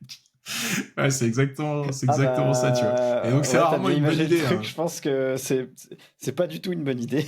Ouais, c'est pas une bonne idée parce que tu vas C'est avoir pas de du plus en ciment, plus quoi. de. Ouais, voilà. Tu vas avoir de plus en plus de contraintes et donc, ouais, si tu veux, moi, je sens avec mes associés que. Et c'est là où c'est compliqué, en fait. C'est que, personnellement, c'est deux personnes avec qui je m'entends très bien. On s'éclate. Quand on est tous les trois, on se marre. Mais professionnellement, il commence à y avoir un décalage. On n'attend pas les mêmes choses. On n'a pas la même idée d'une entreprise. Il y a des façons de dire les choses qui sont pas la mienne. À un moment donné, tu vois, j'ai voulu prendre des vacances. Je voulais prendre 3 semaines. C'était pas possible parce que financièrement, c'était compliqué d'arrêter ma presta pendant 3 semaines. En plus, je devais les prendre à cheval sur 2 mois pour, tu vois, le décalage de trésorerie soit sur 2 mois et pas sur un mois complet. Donc, si tu veux, Et j'ai d'ailleurs, ça tous se ces passait comment trucs-là. la rémunération? Parce que là, tu parles effectivement que c'est compliqué niveau facturation. Mais en gros, c'était toi qui te rémunérais en tant que salarié assimilé, ou alors tu facturais Ouais, avec ton entreprise la non, boîte. ouais. On était en. Bah, si tu veux, nous, on a fait toutes les erreurs possibles et inimaginables que tu peux faire en société quand tu crées une société. Je pense que d'ailleurs, un jour, je ferai une petite vidéo ou un livre sur qu'est-ce qu'il faut faire, enfin, qu'est-ce qu'il faut pas faire quand tu crées ta société pour la première fois. Après, ce qui est génial, c'était la première fois pour tous les trois, donc bah, tu découvres, t'apprends, tu fais les erreurs et tu t'en souviens, quoi. T'es marqué au fer rouge et c'est parti, quoi. Donc, non, nous, on s'est mis en SAS et en SAS, les dirigeants sont assimilés salariés. Ok. Donc, il faut savoir que tu payes des cotisations comme un salarié classique, sauf que tu n'as pas le droit à l'assurance chômage. Donc, si ta boîte ne marche pas, c'est c'est zéro. Et donc, ouais, au départ, donc tu t'imagines, on est trois indeps, on a l'habitude, on a un train de vie, moi, à 5-6 000 balles par mois, même à un moment, je cumulais quasiment 2 missions, je me tirais 7-8, juste, enfin, en ayant un TJ de merde sur la première. Et donc là, je passe à 3000, on passe à 3000, je crois, au début. Et puis en fait, on se rend vite compte que si on veut développer la boîte, bah, va falloir baisser la REM. Donc on descend, et je crois qu'on descend jusqu'à 2250 net. Et Pour en vous fait, trois? ouais, chacun hein, quand même. Oui, oui, non, non, oui, mais ce que je veux dire, c'est que On vous trois, était, vous étiez à ce ouais, tarif-là, quoi. on était tous payés la même chose. Ça a été un point. On voulait qu'en créant la boîte, on ait tous les mêmes parts, qu'on ait tous le même revenu. Tu vois, il y a une notion d'égalité. Et en fait, cette notion d'égalité, elle va un peu nous pourrir le début de l'entreprise parce que, en fait, je parlais de mon cas, moi j'avais une LOA. Et le Ok. but, ça aurait été de la faire passer sur la société. Même Oui, si au final, la TVA n'est pas déductible, etc. oui, oui, oui, mais c'est toujours plus intéressant. Mais voilà, c'est toujours mieux que de sortir de l'argent de ta société, payer l'impôt sur le revenu. Et tes cotises aussi. Voilà. Et ça, tu vois, tout ça, en fait, à l'époque, on n'en a pas la mesure. C'est-à-dire que on est un peu plutôt dans le mode, faut coûter le moins possible à la société et se verser de la REM. Erreur, mais Et en fait, vraiment c'est l'erreur, ouais. avec du recul, mais paye-toi 1000 euros, change ton bureau. Si t'as besoin de changer ton bureau chez toi, fais-le passer sur la société. Ouais. Si t'as besoin, enfin ta Même faire voiture, louer ton mets-la sur la bureau. société. Comment? Même faire louer le bureau, tu Ouais, vois. voilà. Ta Paye-toi pièce un, de Ouais, bureau. voilà, paye-toi une petite location de ton bureau. Bah, tu vois, c'est des choses, en fait, avec du recul, bah, je vais pas dire c'est évident parce que non, mais c'est des choses qui auraient Ouais. complètement amélioré, déjà, la santé financière de l'entreprise parce que faut voir ce qu'on lâche en cotise. Ça, sans rentrer dans je suis content de payer les cotisations parce que ça veut dire que je gagne de l'argent, mais à un moment donné, en fait, je connais pas beaucoup de gens de cette planète qui sont devenus riches en partant de zéro, qui sont versés du salaire à foison. C'est pas comme ça qu'ils sont devenus riches, c'est pas vrai. Non. Et donc en Ouais. fait, moi c'était pas forcément mon but de devenir blindax. Moi c'était de faire fructifier cette entreprise, tu vois. Ouais, c'est ça. et après moi très honnêtement. Euh, avec 3000 euros par mois, je vivais très très bien, ça me suffisait amplement. Mais tu vois, il y avait ce côté par rapport aux efforts que tu fais, par rapport Ouais. C'était quand tu vois démesuré. tes potes qui à 17h le vendredi t'envoient des photos, ils sont à la terrasse du café en train de boire des binous, et que toi, en fait, tu les rejoins, tu sais que tu vas ramener un lot un lot de questions, de flou, parce que faut savoir que quand la boîte elle est pas bien en trésor, que tu trouves pas de clients, c'est tu chaud. dors pas la nuit. Et ça, en fait, t'es toujours au travail, hein. Donc, dans tes 3 000 euros, tu les comptes en temps horaire. Ouais, clairement. Donc, au bout d'un moment, tu fais le calcul et tu te dis, bon, je suis même pas au SMIC, quoi, parce que je passe mon temps c'est toujours dans ma tête, ça me pourrit mes moments, les moments les plus intimes que je peux avoir, tu vois, où t'es posé, tu profites, et puis, en fait, à un moment donné, il y a un truc qui te fait penser à ton boulot, et tu vois, ça nage comme ça, et en fait, et t'as pas la réponse à tout, parce que déjà, t'es trois, et parce que t'as des flous d'incertitude enfin, t'as des zones d'incertitude et très clairement au bout d'un moment je me dis je pense que ça m'a pourri, ça m'a vraiment pourri quoi. Et ça a commencé à jouer sur mon humeur, et puis je pense que c'est ce qui m'a lentement amené vers le burn quoi. C'est des signes, hein, Ouais, généralement. ouais, voilà, complètement. Il y avait cette notion de pédaler, vraiment, j'avais vraiment l'impression de pédaler dans une semoule et de donner, mais parce que tu te rends compte que tu donnes pas forcément bien, t'apprends, tu donnes mieux, tu fais tes efforts, tu mets tes efforts dans de meilleures choses. Mais l'inconvénient de tout ça, et surtout moi qui étais sur l'humain, c'est que c'est imprévisible. Donc en fait, tu t'as beau mettre en place des choses, etc., t'as toujours une réflexion, même sur le temps de la rigolade, qui fait que en gros tu te dis merde, on n'a pas fait bien, ou faut faut repenser, faut retravailler, faut ce qu'on fait, et donc t'es tout le temps. Et donc moi qui aime bien sortir de ma zone de confort, là j'étais vraiment jamais en zone de confort. Et du coup c'est devenu C'est vraiment fatigant. problématique. Mais par contre, pour rien au monde, je changerais ça. Parce que encore une fois, je pense qu'en 3 ou 4 ans, j'ai eu une maturité, que ce soit personnelle ou professionnelle, qui est arrivée et qui a fait que je suis passé, j'ai changé de game, dans le sens, j'ai changé ma manière de penser, j'ai changé ma manière d'être vis-à-vis des gens.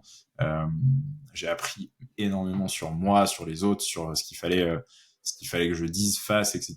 Et très clairement, aujourd'hui, je me dis, j'en serais pas là si j'avais pas fait tout ça, quoi. Je serais Ouais, en peut-être fait, resté, c'est quand tu vois, même au une même endroit. expérience, Ouais, franchement, qui t'a servi, enfin, juste en termes complètement. d'expérience. Même si derrière, ça a eu des conséquences.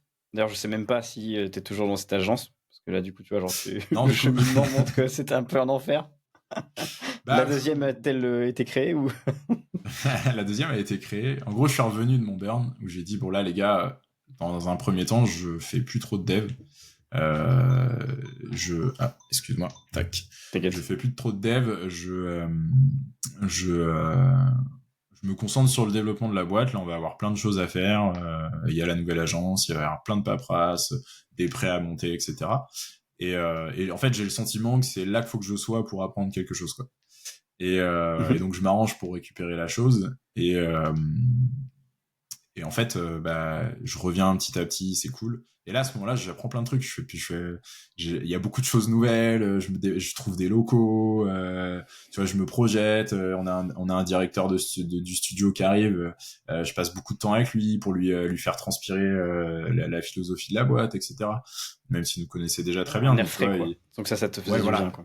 Ouais. Exactement. J'ai un air frais de malade. Et en fait, une fois tout ça mis en place, on commence le lancement.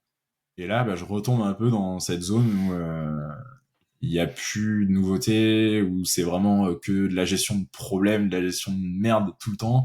Et je retombe très vite. Je m'en aperçois, je pense, en un mois, que ça y est, en fait, ça va repartir, que je vais retomber dans le même schéma.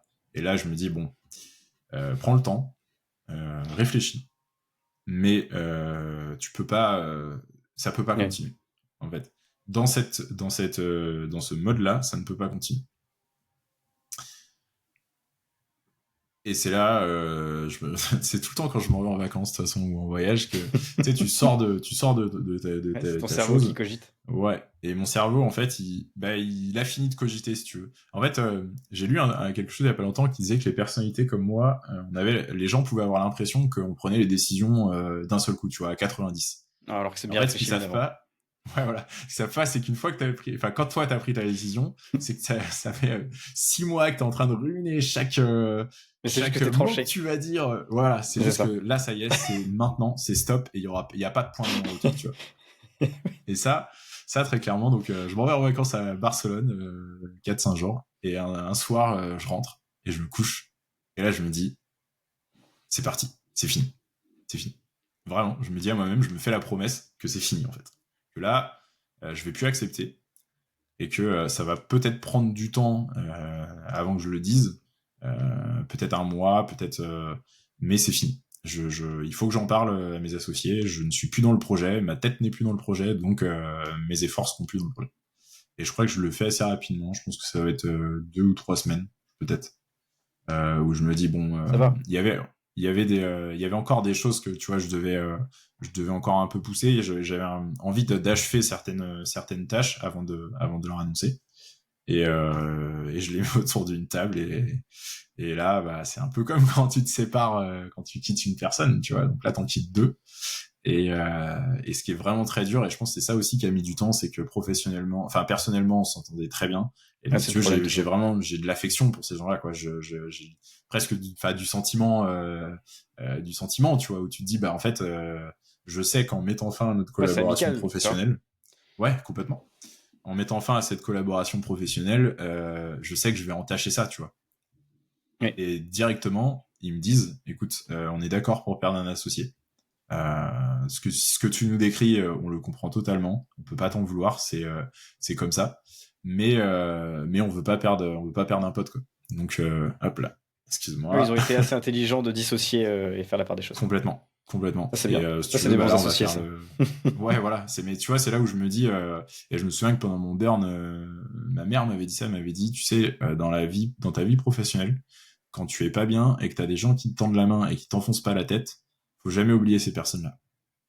Oui, clairement. Faut être reconnaissante, quoi. Et je lui dis, bah ouais, en fait, si tu veux, c'est quand même, encore une fois, dans ton entourage pro, t'as des gens qui vont te pousser et essayer de passer à ta place ou te dire, ah bah regardez, il a échoué, et d'autres qui vont dire, bah écoute, bah, c'est pas grave, quoi.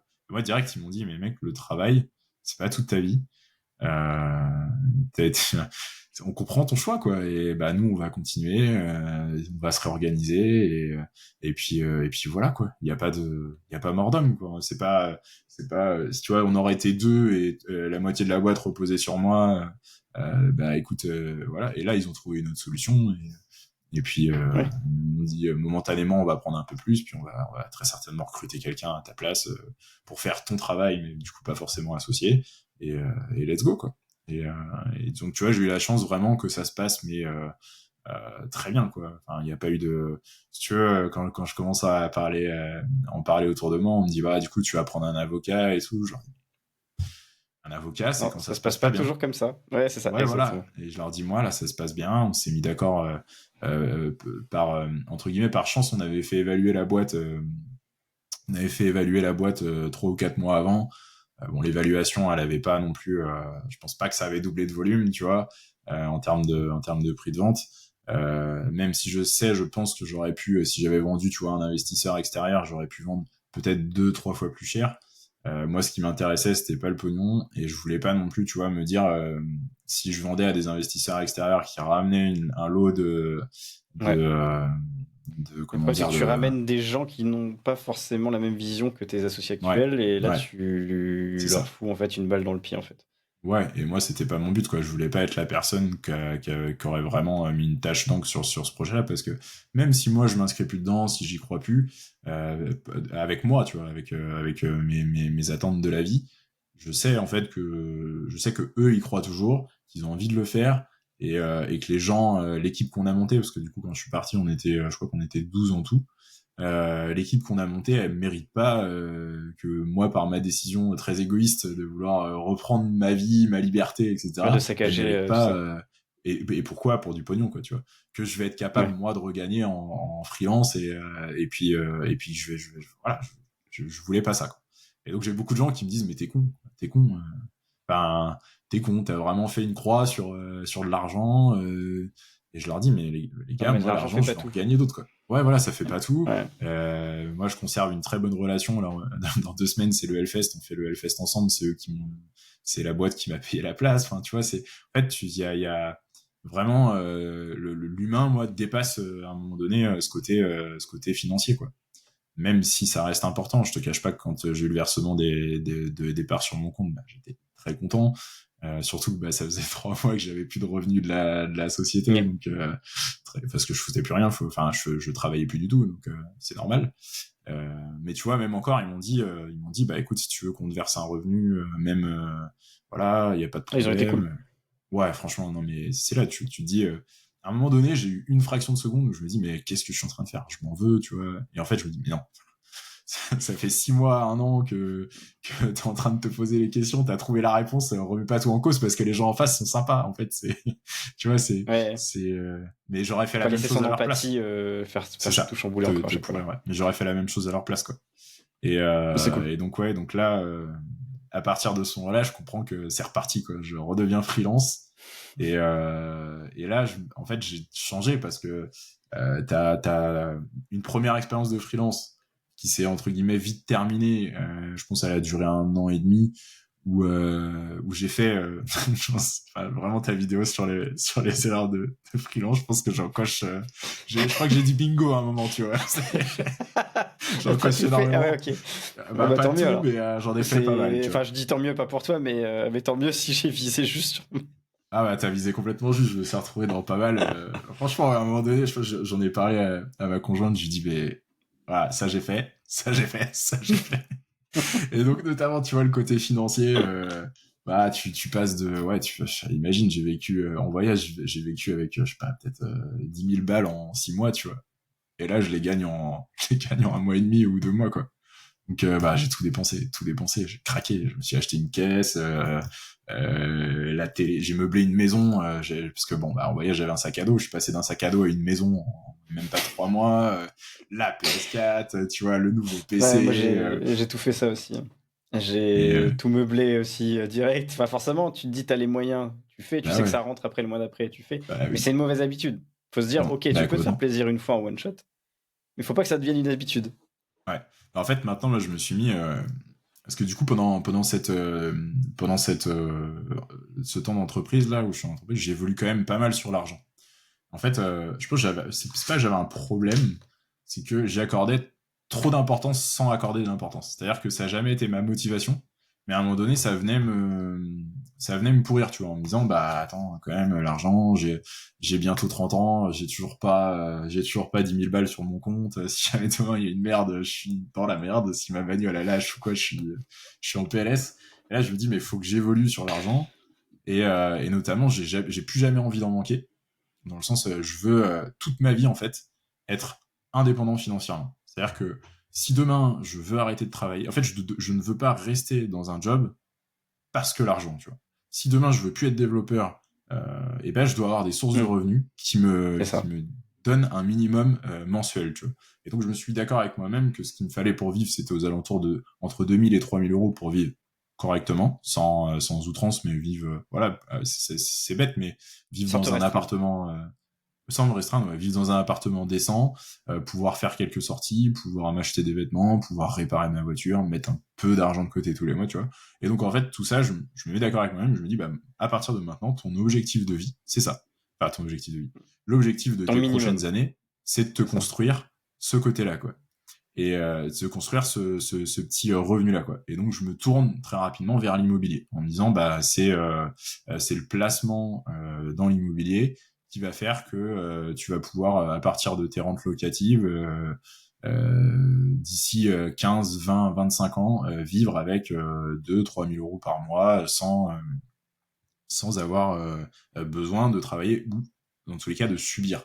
Ouais. Et en fait, Avec le levier bancaire, qui est très très fort en voilà, France, et je pense qu'on doit être un des seuls pays à avoir ce levier-là facile complètement. pour l'IMO. Aussi puissant, ouais. Même si aujourd'hui, effectivement, les taux sont pas exceptionnels, Oui, etc. oui, mais il Mais y a en toujours fait, je moyen de me faire son dis, trou.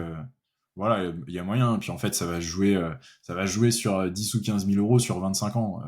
Moi, l'objectif, il est pas de payer vite ma maison ou quoi. Il est Ouais. vraiment de m'assurer de faire mon patrimoine et ma retraite, en fait.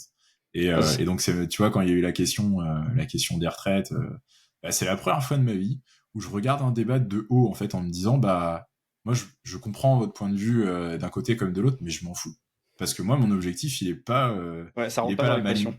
voilà, ma ligne d'arrivée, Je elle suis sera exemple pareil. avant. Et Ouais. ou après peut-être que je continuerai à travailler toute ma vie parce que j'aurais trouvé des projets qui me botteront, parce que j'aurais rencontré ça, j'en ne sais fichtrement rien, mais je veux avoir le luxe d'avoir le choix de moi, ma ligne d'arrivée, quoi. Et tu vois, je vois mon père, il est à, je crois c'est 6 mois de la retraite ou un truc comme ça. Et en fait, quand tu parles de travail, il sait te dire au jour près combien de temps il lui reste, quoi. Et moi, je trouve ça, Ouais. alors, d'un côté, je le respecte parce que je me dis, moi, je serais incapable. Je serais incapable. Au bout d'un moment, je pèterais un plomb et voilà. Je serais incapable de me dire, c'est quelqu'un qui va décider par une loi ou par un truc, et selon ce qu'on a dans 2 ans, dans un mois, selon ce qu'on a, ils vont peut-être changer ça, et en fait, ça va bouger tout le temps, et toi, t'es essoufflé, et en fait, on te repousse la ligne d'arrivée Ouais. de 2 ans. Non, enfin, moi, je veux pas ça. Je ne veux pas ça. Ouais, D'un clairement. côté, tu vois, je me dis, mais je trouve ça triste, en fait, d'accepter que ta vie dépende d'autre chose, quoi. Ouais, surtout que Et, t'es comme une épée de Damoclès avec une deadline, tu vois, genre ouais, qui super complètement. longue, Et qui en fait, existe. là où les gens te disent, c'est l'inconfort d'être freelance, t'as l'incertitude. Bah, moi, j'ai la certitude de l'incertitude, de me dire, si demain, effectivement, je suis pas bon, j'ai pas de clients, j'ai pas fait de taf de prospection, etc., j'aurais pas de carburant. Mais Ouais, moi, je sais très bien où va mon véhicule, et c'est moi qui le pilote, quoi. C'est pas quelqu'un j'ai pas de direction assistée, ou de gens qui me dit, ok, non, bah, exactement. tu changes la destination, c'est plus là, c'est Et là-bas. surtout quand c'est mal géré. Parce que quand tu vois Ouais. là la news là qui m'a un peu fait mal aux fesses, pour t'avouer. En fait, c'était même pas par rapport au fait dans mon cas, la retraite et tout ça, mais les auto-entrepreneurs depuis 2018 jusqu'à juillet, mi-juillet, enfin fin juillet même 2024 là, on s'est rendu compte que bah, les cotisations, elles étaient pas suffisantes pour cotiser à la retraite complémentaire. Et ils s'en rendent compte que maintenant, tu sais pas ce Étonnant. qui se passe sur les années d'avant. Étonnant. Et tu te dis, Étonnant. en fait, ok, la France, il y a des avantages, on va pas revenir dessus, ça reste un très beau pays, mais c'est dirigé par des gens, je pense, qui sont complètement hors sol, qui te disent qu'ils vont gérer tout bien pour toi, mais en fait, ils font tout de traviole, tu vois. Ouais. Et toi, après, on te dit, t'as envie de faire confiance à ces gens-là et de payer plus de cotises pour que ce soit eux qui gèrent ton avenir. Bah non, moi, j'ai pas envie, hein. Moi, je préfère Mais ouais, mais payer moins de complètement. Mais cotises, même si effectivement, bah, c'est bien d'avoir le RSA, c'est bien d'avoir le chômage, c'est bien d'avoir la retraite pour nos parents, parce que la retraite, on ne fait pas pour nous, c'est pour nos hmm. parents. Mais n'empêche que je trouve que le capitaine du bateau, enfin le gouvernement français, ne fait pas forcément que des bons choix. Ah ouais, navigue à vue. Ça m'embête. Après, c'est toujours, tu vois, ce qui peut être un bon choix pour moi, les moins bons pour quelqu'un d'autre, et ça, Oui, enfin, si tu veux, moi en fait, je me, je me, je me suis désintéressé de tout ça. Et encore une fois, en me disant, mais enfin, moi, je me lève le matin, c'est mais pas Macron ou quelqu'un d'autre qui me dit ce que je dois faire, et que bah, je m'adapte. En fait, j'ai pas le choix. Tu vois, à un moment donné, si j'avais oui, voulu être président de la République, j'aurais fait les études pour. Ou, enfin, c'était déjà trop tard à ma naissance, mais j'aurais fait les études pour, et je me serais donné pour ce projet. Et c'était pas mon projet. Moi, j'ai une autre envie. c'est Mais par contre, notre je m'adapte. Tu projet. vois, j'ai pas le choix. Quoi. Ouais, c'est pas mon projet. Et très clairement, je me suis désintéressé de tout ce. Si tu veux, j'ai un peu moi, l'image des gens qui, en fait, ils parlent de ces choses-là parce que ça les dédouane de leurs responsabilités, dans leur, pas dire médiocrité, mais tu vois, en fait, ils sont déçus de leur vie, ils sont frustrés de ce qu'ils ont accompli dans leur vie, Ah bah, et en fait, ils moi je le vont maintiens, hein, c'est la charger culture de ces la gens-là, tu médiocrité, vois. hein. C'est non Bon, mais bah, c'est dit. faut dire ce qui est. Moi, enfin, je dis ce que je pense. Des fois, ça peut être un peu tranché, mais se complaire de sa situation, tout le monde a le droit de le faire, il y a pas de problème. Mais à un moment donné, quand tu as envie, tu vois, genre de faire quelque chose et que, en fait, tu te laisses porter, tu peux pas te plaindre en fait. Non, C'est pas normal. pas possible. Tu peux te plaindre si tu fais tout ce qu'il faut pour arriver à tes objectifs, mais généralement, les gens qui font ça se plaignent pas, tu vois. Ah, puis même, enfin, je veux dire, te plaindre, ça peut arriver. Moi, il y a des fois, voilà, t'as besoin d'extérioriser quelque chose. Il m'énerve, ça me saoule, c'est trop facile, voilà. Ouais, Bon, c'est ça. ok. Bah, de Et toute façon, après, t'es le c'est résultat des actions que tu mènes tout au long de ta vie. complètement. Et Les intérêts ça, composés de ta quand vie. tu t'en rends compte, ouais, voilà. Quand tu t'en rends compte, tu te dis, mais ok, bah le seul acteur de ta propre vie, c'est toi. Et en fait, les autres, c'est des figurants. C'est des Exactement. figurants. Je veux dire, Exactement. c'est- Et de toute façon, t'as pas on aura d'action. combien Ouais, T'as pas voilà. d'action sur leur comportement. C'est ça. Donc, C'est à qu'est-ce que tu toi veux de faire faire? les décisions en fonction de l'environnement dans lequel t'es. Et faut être maître de ses décisions. Enfin, genre, ouais, c'est ça. Non, puis, je veux dire, on est quand même à une époque où tu as suffisamment d'exemples de personnes qui sont, entre guillemets, parties de rien et qu'on réussit à se construire soit un patrimoine, soit une vie à leur goût. Et en fait, Ouais, quand t'essayes pas, encore une fois, quand t'es pas satisfait de quelque chose, si tu fais rien pour que ça change, bah, c'est de bah ta t'as pas le faute. droit de te plaindre. T'as pas le droit de te plaindre. C'est que c'est de ta faute. Et t'es le premier maillon de la chaîne, quoi. Donc, et t'es même le seul maillon de Après, ta chaîne. il y a toujours effectivement des cas où bah, effectivement il y a une succession de pas de bol, mais Ouais. t'as toujours dans tous les. Ouais, non, mais je suis d'accord. Mais, voilà, il faut modérer, c'est pas blanc ou noir, c'est sûr. Non. Non, non, Mais complètement. généralement, ce qui est sûr, c'est que t'as le contrôle sur ta vie de A à Z. Mm. Et Et ça, en fait, moi, la chance que j'ai eue, enfin, je veux pas dire que c'est une chance parce que je pense que c'est un état d'esprit depuis tout jeune, c'est que cette chose-là, en fait, je l'ai vite compris. Euh, Peut-être à certains moments, tu vois, on m'a dit t'es auto-centré ou t'es égoïste. Tu vois, j'ai entendu beaucoup ce mot-là. T'es vaniteux. J'ai entendu beaucoup ça, tu vois. ah Alors, oui, ouais, de mieux en complètement. mieux. Ouais, parce que, bah, si tu veux, à l'école, j'ai un an d'avance. Donc, déjà, de base, t'arrives, t'as une étiquette d'intello sur la gueule. Et ça conditionne énormément de choses. Et j'ai même des instits qui m'ont pourri. C'est si tu veux, dès que tu te trompais, dès que je me trompais, parce que je travaillais vite, eh bien. Sauf que ça m'arrivait, tu vois, au lieu d'avoir 10, j'avais 9, tu vois, sur 10. Et en fait, elle m'affichait, tu vois, en disant, ah, bah, vous voyez, il va vite, mais il se trompe, hein. Pour dire, bah, en fait, il est pas mieux que vous, quoi.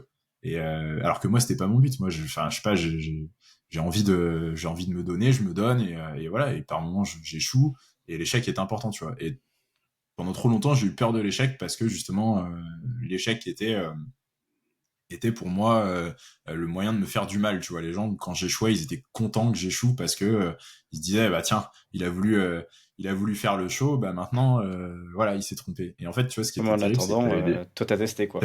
Ouais. Et t'avais des gens qui avaient moins bien taffé que moi ou qui se foutaient de ma gueule, quoi. Et là, tu te dis, mais, quand t'es enfant, tu comprends pas tout ça, mais tu l'emmagasines. Et récemment, je me suis rendu compte que ça prenait, en fait, que j'avais même par tout ce que j'ai tenté, etc., que j'avais un frein en moi, c'était cette peur de l'échec. Et qui Ouais, datait de bah t'as l'enfance, quoi. cet esprit revanchard, tu vois. Ouais, complètement. Mais complètement. C'est toujours ce que je me dis, c'est en fait, à la fin de ma vie, tu vois, je pense que quand je vais fermer les yeux, je vais penser à tous les gens qui ont pas cru en moi ou qui ont fait en sorte que je développe pas mon plein potentiel ou qui m'ont mis des bâtons dans les roues pour me limiter. Et puis je leur dirai fièrement, voilà ce que j'ai fait, tu vois. Et, et puis on se retrouvera tous là-haut et on fera une farandole. Mais ça, tu vois, mais vraiment c'est ce sentiment de revanche de dire.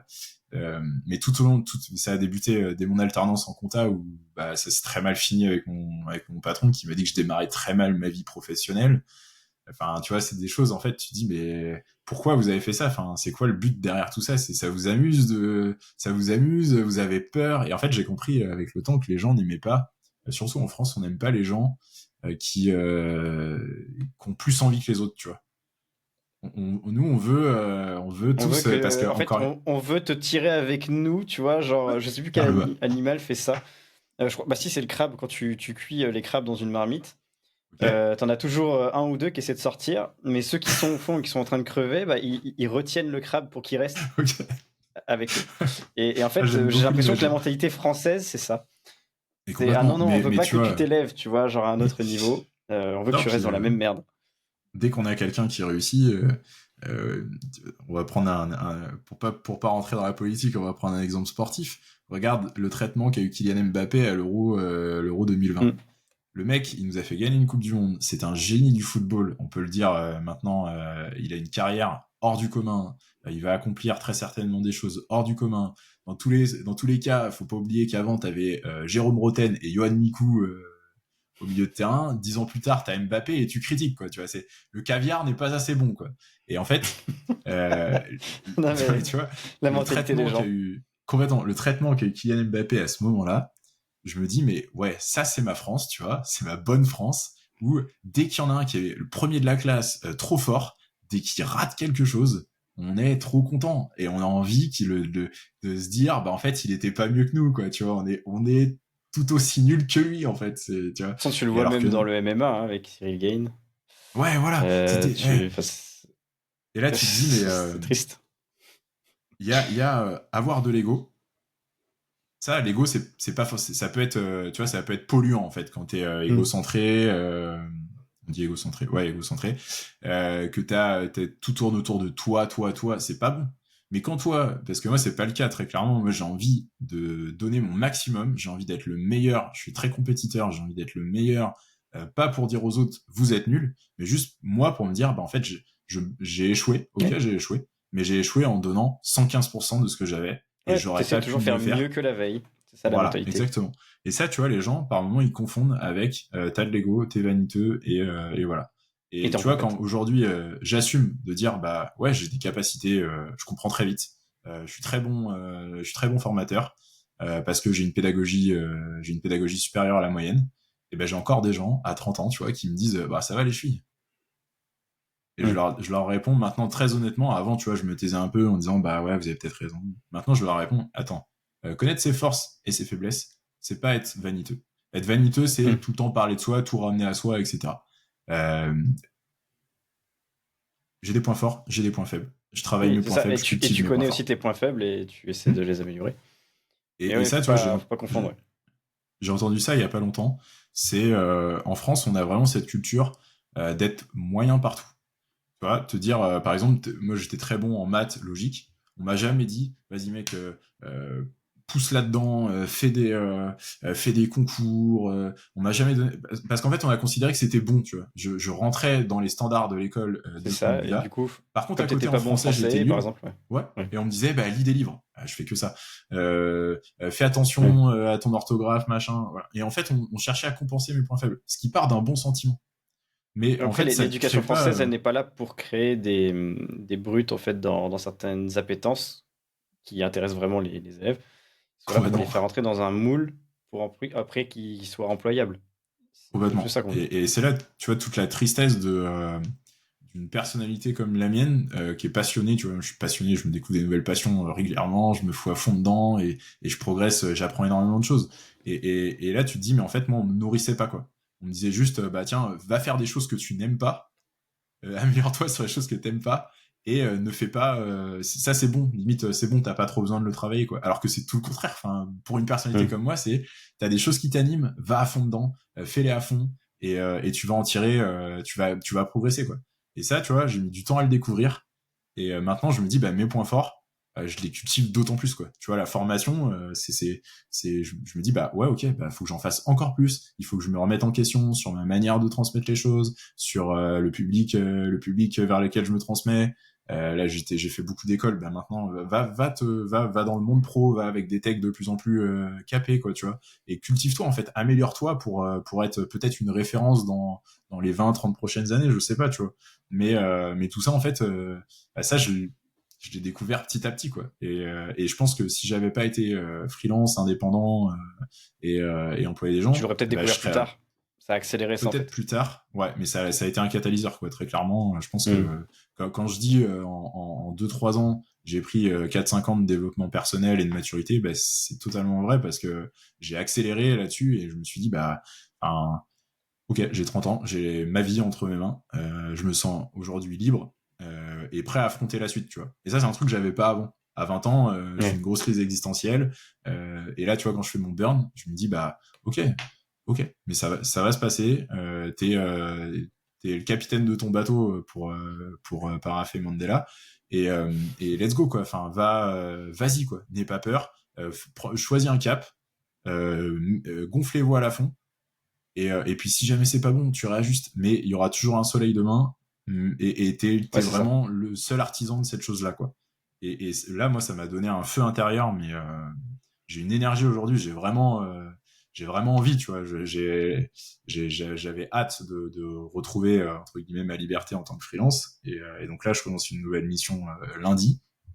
J'ai déjà fait un peu de formation et très clairement, j'ai envie de. Bah, je sens, tu De vois, que tout j'ai une défoncer. énergie en Ouais. moi. Ça c'est bien ça. Et ça c'est des moments. C'est des moments, tu vois, faut ancrer dans la tête, quoi. Faut pas les laisser passer, quoi. Ouais, bah, ça fait partie du carburant, hein. L'envie de Complètement. changer, de découvrir de nouvelles choses. Et le goût du risque aussi.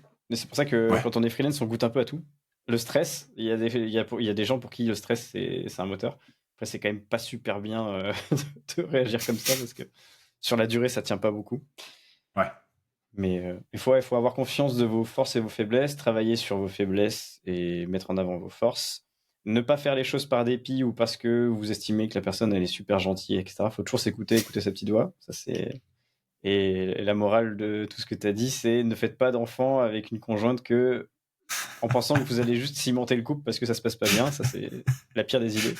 Dans le business, c'est exactement la même chose, complètement. clairement. Donc c'était cool. Complètement.